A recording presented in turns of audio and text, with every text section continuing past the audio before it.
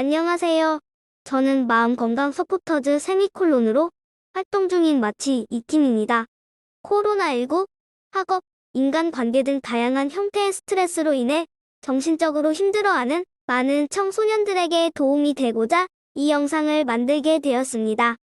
편안한 마음으로 시청해주시면 감사하겠습니다.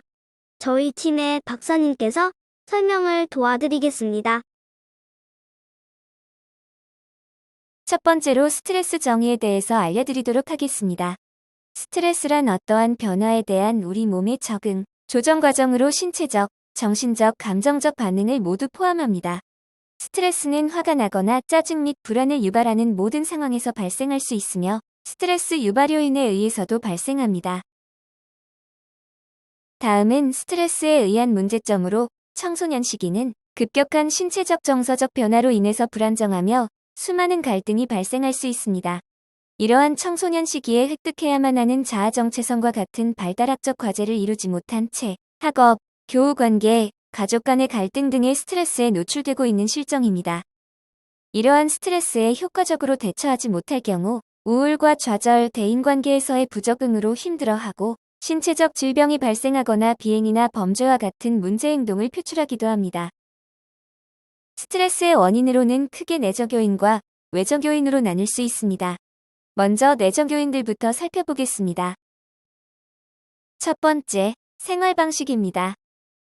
과도한 카페인 섭취, 잘못된 수면 습관, 과중한 학업은 생체 리듬의 교란과 함께 깊은 잠을 잘 수 없는 나쁜 수면의 질을 만듭니다.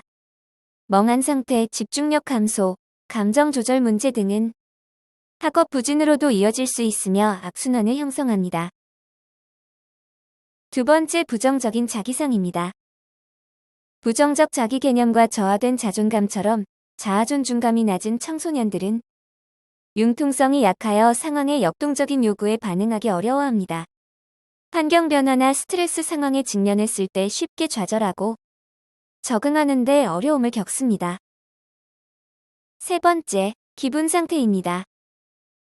대표적으로 우울감과 불안감을 예로 들 수 있습니다. 자아 존중감이 강할수록 스트레스는 감소하지만 우울 성향이 강할수록 스트레스는 증가하게 됩니다.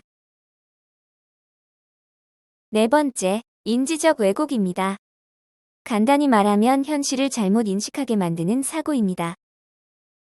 부정적 도식은 성급하고 지나친 일반화와 흑백 논리를 강화하며 비현실적인 기대 등 정서 장애를 불러올 수 있는 요소입니다. 이러한 사고는 행복감의 결여로 불안한 정신상태 및 우울함을 불러올 수 있습니다. 마지막으로 성격입니다. 내성적인 성격, 완벽주의 강박적 성격은 일상생활의 문제, 사회 적응의 어려움으로도 이어질 수 있습니다. 이 중 강박증은 불안을 통제하기 위한 행동을 반복적으로 하며 보통 사춘기에서 생기게 되고 스트레스가 위험 요인이라고 합니다. 이번엔 스트레스 원인 중 외적 요인을 알아보겠습니다. 우선 외적 요인에는 대인관계, 사회적, 정신적, 육체적, 환경적 스트레스 등이 있습니다. 그 중에서 먼저 대인관계 스트레스는 친구나 가족 사이에서 일어날 수 있는 스트레스입니다. 대인관계는 심리사회적 지지를 제공하여 청소년의 정서적 안정, 성숙에 기여할 수 있는 한편 부정적으로 스트레스를 유발할 수도 있습니다.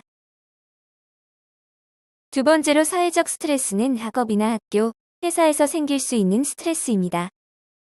우리나라 청소년은 치열한 입시 경쟁과 입시 위주의 교육 과정에서 비롯되는 부담으로 극심한 스트레스를 경험할 수 있습니다.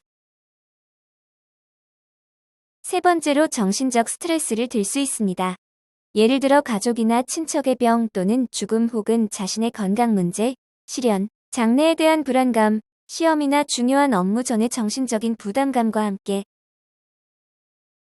앞으로 어떤 일을 해야 하며 무엇을 지향해야 하는지 인생 목표 설정에서 어려움을 겪기 마련이며 이 과정에서 심리적, 정신적 스트레스의 원인이 될 수 있습니다. 네 번째로 질병, 상처로 인한 고통, 피로감 등으로 인한 육체적 스트레스가 있습니다.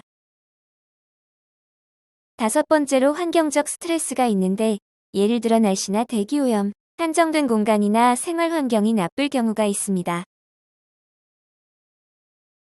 이렇게 다양한 이유들로 받은 스트레스를 우리 함께 해결하러 가볼까요?